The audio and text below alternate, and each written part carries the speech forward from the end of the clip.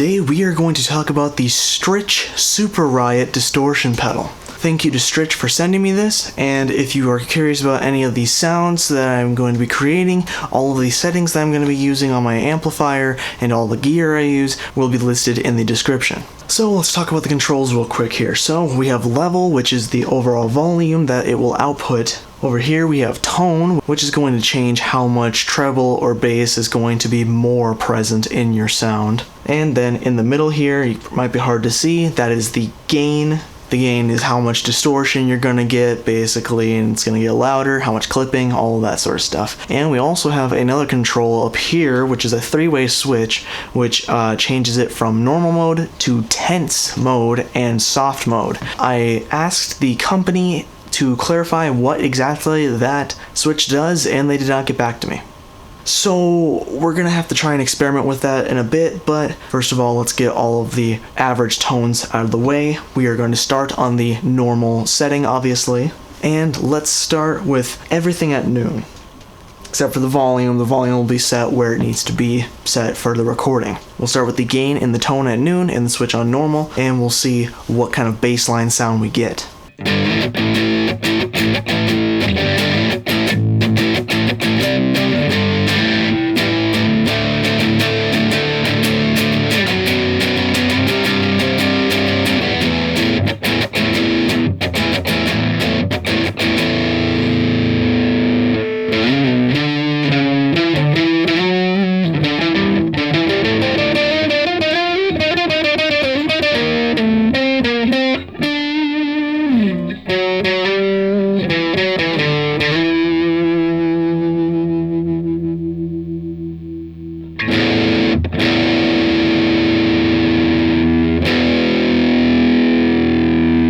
Okay, interesting. So at noon, it's already very gainy, as many distortion pedals get, especially I don't know if this is a metal pedal, but to me it gets some decent metal tones. But anyway, let's start by turning the gain down, and then we'll move on to the more fun stuff. So let's start with the gain at about the 930 position, 1030, somewhere around there.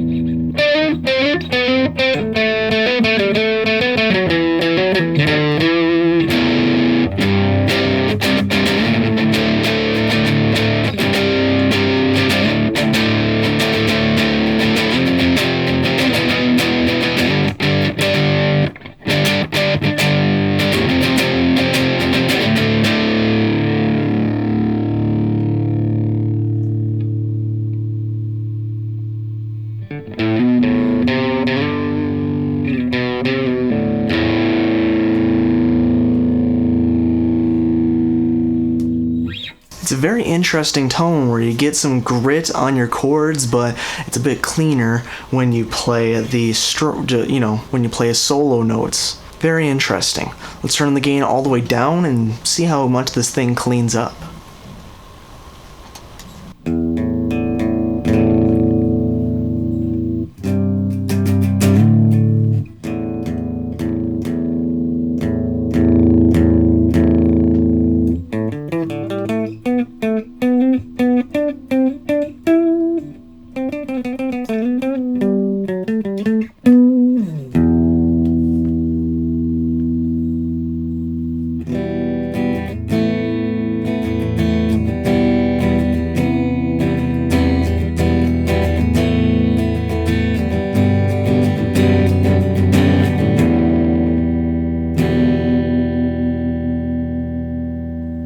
Very interesting. It gets very clean, but oddly enough, it seems like the tone is very muffled while it's clean.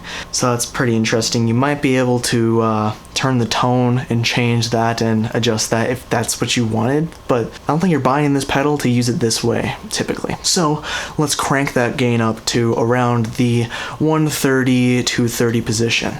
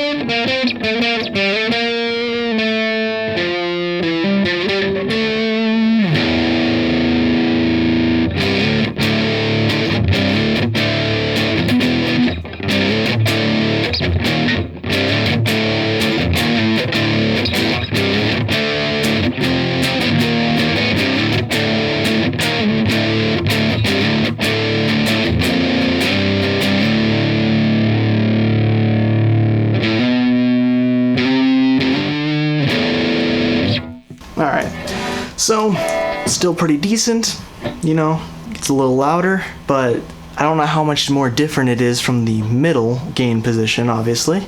Let's turn it all the way up and see if there's any difference there.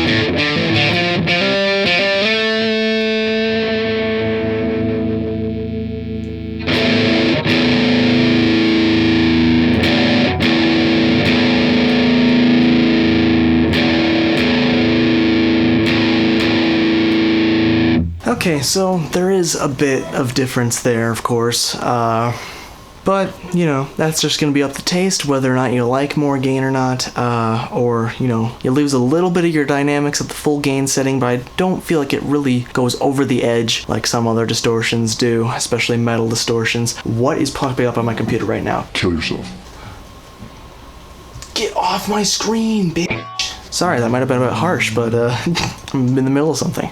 For those who care, I want to talk about the box a little bit and the packaging. The box is nice. It's got a magnetic close, so it's easy to open as well. It comes very secure with some foam in there. There are no accessories except for the user manual, which does not help a whole lot unless you're like looking for the very basics of some explanations. It does not explain what exactly the switch does, which is really unfortunate. It just says that it activates the soft, tense, and normal modes, which is really unhelpful. Another pro for this pedal is that there is a unique sticker on the edge that says the brand and the name of the pedal, which a lot of guitar pedal boxes do not. And as a collector, a person who puts a lot of pedals on the shelf, I like to see this so that I can pull them off and tell what's in it a lot easier. It also has some of the features list on there, but I feel like that's a little less important once you already own the pedal. So overall, box construction, it's pretty good. Alright, so we're going to turn the gain to about the 130 position, because usually this is where I feel that drives are usually in the kind of best position, and for this pedal, it seems like that's going to get you the best middle ground from real heavy, hazy distortion, and then, you know, light dynamic distortions right in the middle. So let's start by turning the tone down, and we're going to turn it to about the 930 position. You can already hear a little bit of that hiss and the noise go away from the noise of something that gets picked up over. I don't think that's from the pedal or my power supply. That's probably from something outside, I think, or in the walls. Because even this guitar up here, that's hanging on the wall, it vibrates as well. So yeah, let's see what there is here.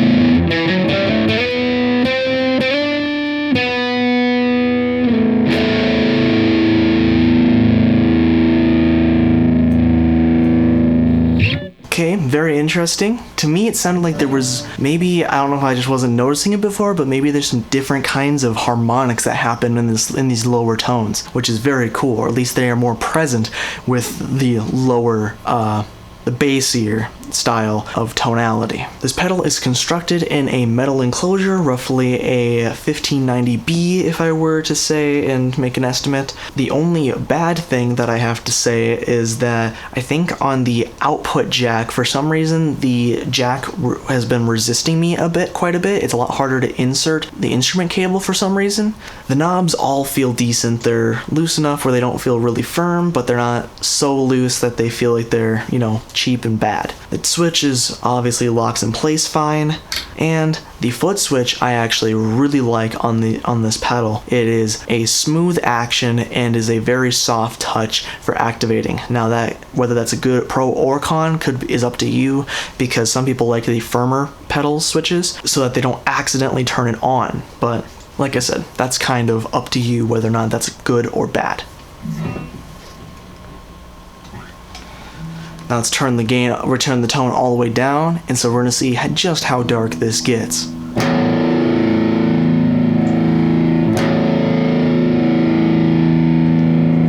The lower and bassier tones naturally lower the volume of the pedal. That's one thing to keep in mind as well.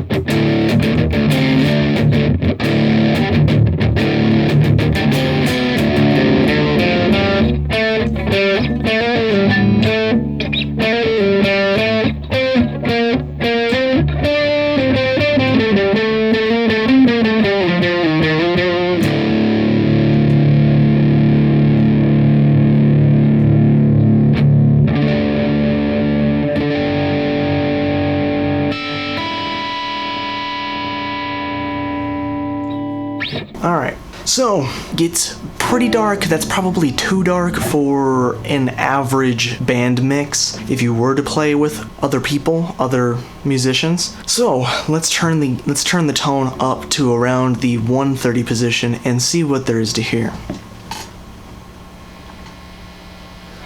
I have to turn the volume down because this is going to get a lot louder again.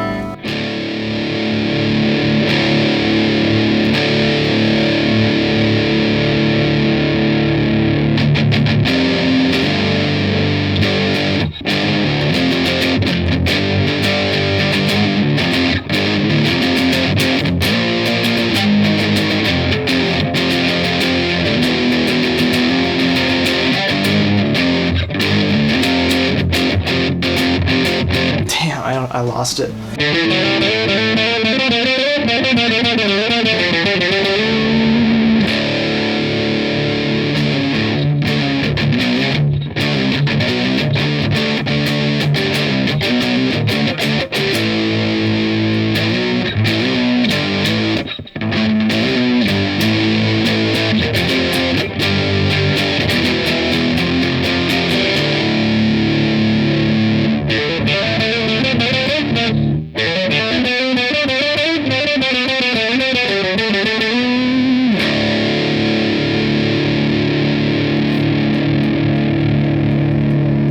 Very cool. Let's turn the tone all the way up and see what there's to hear.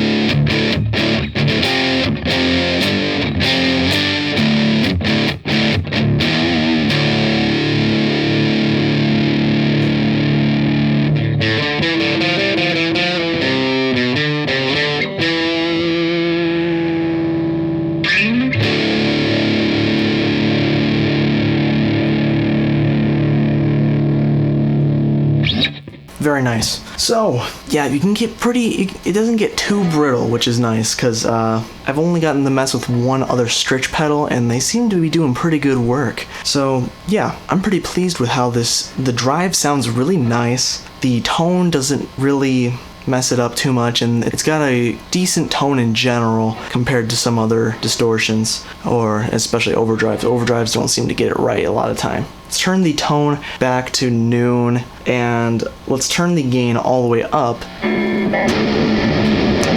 because this is changing something that has to do with the diodes, the clipping structure. If it has anything to do with that other than just the volume, we're gonna hear it a lot better, I think, if we have the gain maxed out, because that's going to make it clip harder and, you know, express more of the characteristics a lot easier and a lot louder. So we're on normal here.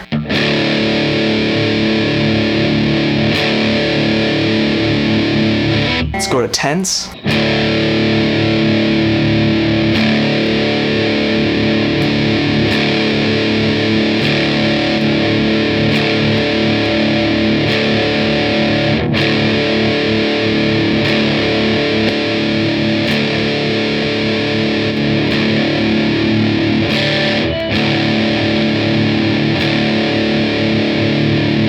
So it's still hard for me to tell, but it seems like the tense setting, it obviously gives it a volume boost a little bit, but it also sounds like it may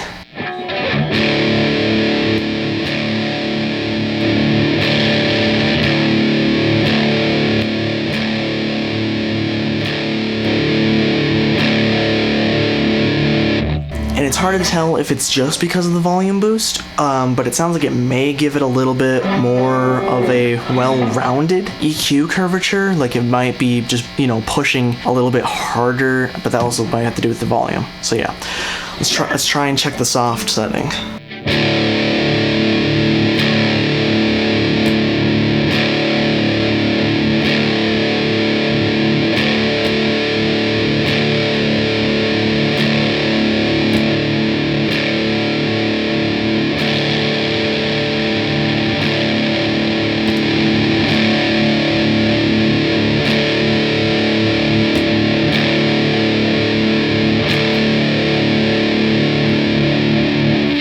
Okay, so to me, I'm hearing the slightest change still, but it sounds like it might roll off a little bit of the high end so that it's not as harsh of a distortion tone.